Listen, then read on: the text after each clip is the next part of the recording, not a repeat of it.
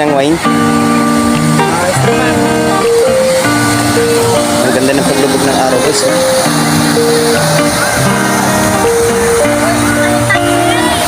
Yan na sa pangalawang gabi namin dito guys.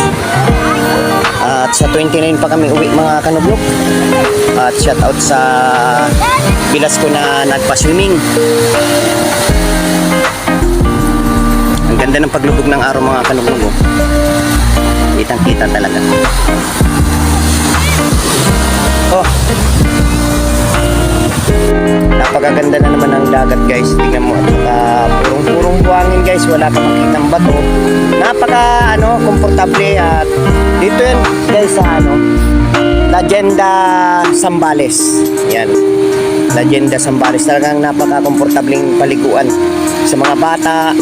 Yan, kaya wala ka makita talaga guys na mga bato. Ayan, talagang purong-purong buhangin siya. Yan, saka hindi siya yung palalim. Ayan, kita niyo yung tubig natin. Tubig guys, dapat yung napakalinaw. Ayan,